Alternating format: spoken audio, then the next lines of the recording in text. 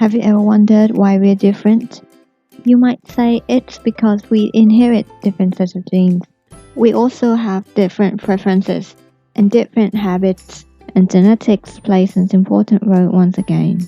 However, if we take a look at the identical twins, their appearances may look alike, and their habits tend to resemble each other's, but they are still not exactly the same. It's because we all have our own personalities, and personality is the various aspects of person's character that combine to make them different from other people. There are lots of theories about personality types, but in this video we're going to talk about one famous theory, and it's Enneagram.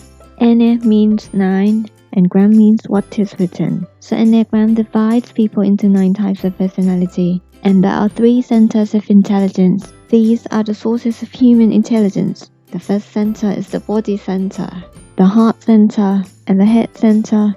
The body center consists of type 8, 9, and 1. It's also known as the gut center, the belly center, and the instinctive center. If you're in the body center, you mainly focus on action. You're likely instinctual and react almost immediately to your surroundings, and anger is a common emotion in the body center. The heart center consists of type 2, 3, and 4. If you're in the heart center, you mainly focus on feeling. You're driven by a need for connection. If you don't feel the connection, you experience shame, believing yourself somehow flawed and undeserving.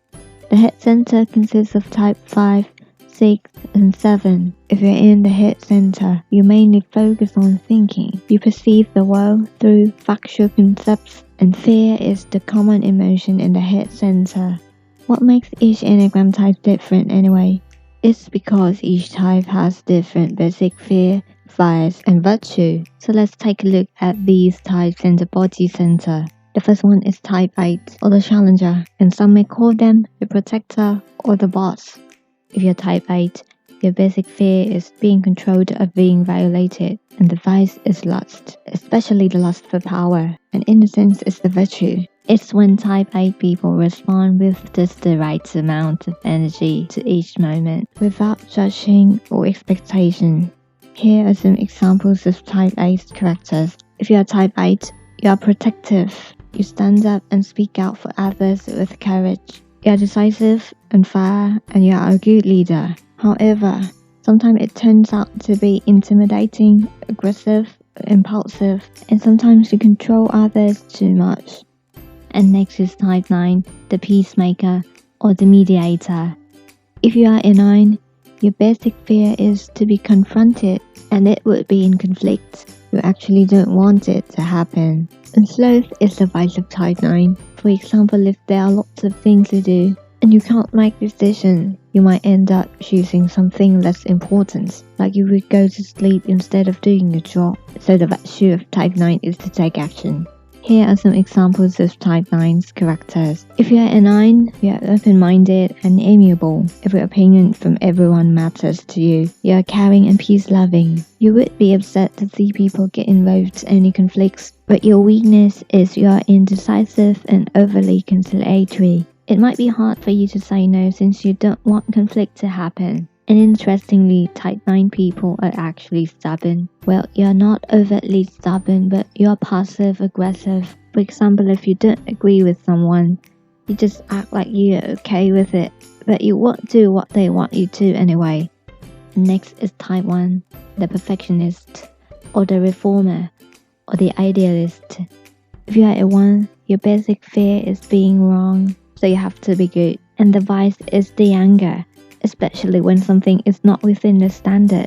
So the virtue is serenity. It's when you're free of attachment to specific ways of doing things or needing things to be a certain way. Here are some examples of type 1's characters. If you're a 1, you usually have strong conscience. You're responsible and sincere, unlike people with type 8 who tend to be impulsive. People with type 1 are self-controlled and tend to contain their anger. But there are some weaknesses too. Type 1 people can be rigid with rules and standards regardless of the circumstance. You may be resentful and judgmental, and can be emotionally repressed when you focus on the flaws too much. And next we're going to take a look at these types in the heart center. The first one is type 2, or the giver, or some may call them the helper. If you are a 2, your basic fear is being unloved. Then you do something for others in order to be loved, and pride is the vice. It would be something like, I've done so many things for you, I'm important, and you can't live without me. And that's what pride is. So humility is type 2's virtue. It's the ability to give and take without expectation. Here are some examples of type 2's characters. If you are a 2, most of what you do is relationship oriented. You are empathetic and you are a good listener.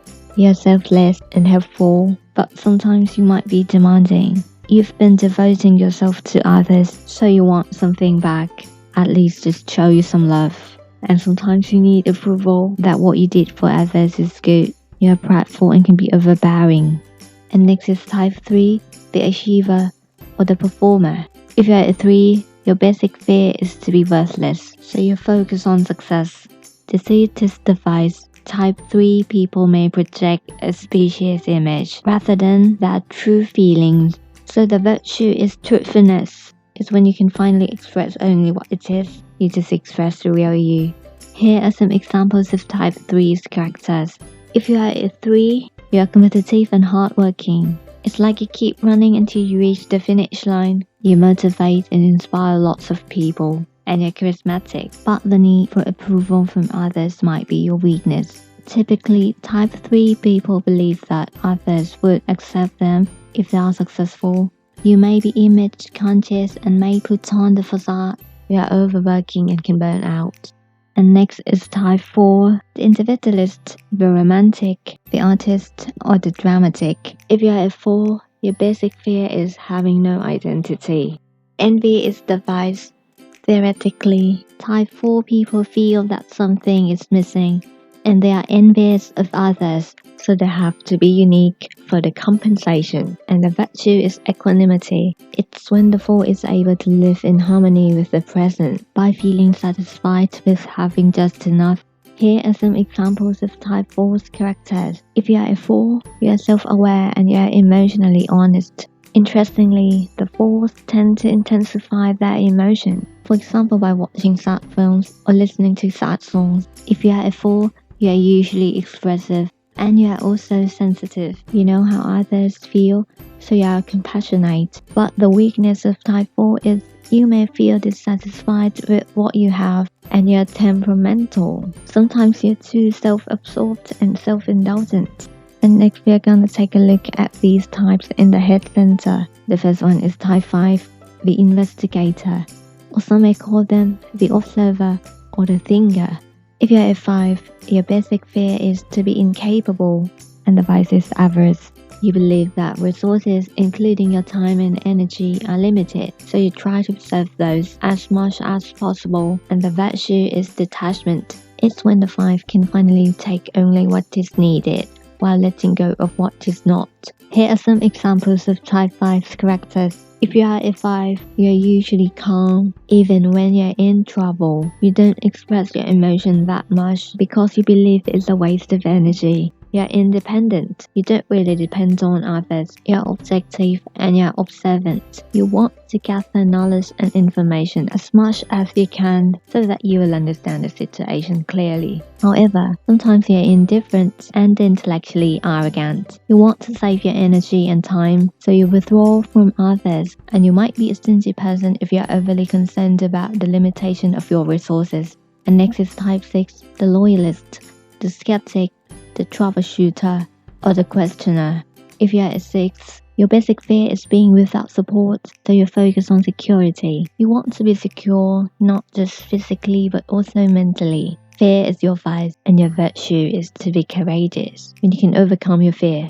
Here are some examples of type 6 characters. If you are a 6, you're watchful. You always prepare yourself for any problems that might happen, so you are usually a strategic thinker. You are loyal and honest, so you are a good friend and a good team member. But your weakness is you tend to be pessimistic and anxious. You're suspicious and don't trust people easily, and many times you don't even trust yourself, and your self-doubt And the last one is type 7, the enthusiast or the optimist, the adventurer or the epicure. If you're a 7, your basic fear is being deprived of being trapped and would suffer the pain, so you would do anything to get away from those negative emotions. Gluttony is the vice and the virtue is sobriety. It's when you can focus on the present moment, accepting both pleasure and pain, and taking only just what is needed. Here are some examples of type 7's characters. If you are a 7, you are a quick thinker, you are creative and optimistic. Anything is possible for you. You're energetic and there are so many things you want to do, but your weakness is you get bored too easily. Sometimes you're self-absorbed. You might be too quick and make rash decisions, and if you keep chasing a new idea and don't focus on the present moment, you might be uncommitted. So now you know what Enneagram is and know the differences between each type. However, personality theory is good for understanding yourself, but it's not for judging others. Anyway, there are lots more details about the Enneagram, such as wings and arrows, so we will talk about it later. Thank you for watching. Please comment below and tell us what you think. Don't forget to subscribe to Belagar's YouTube channel and follow us on Twitter so that you won't miss any good stuff. See you next time. Bye.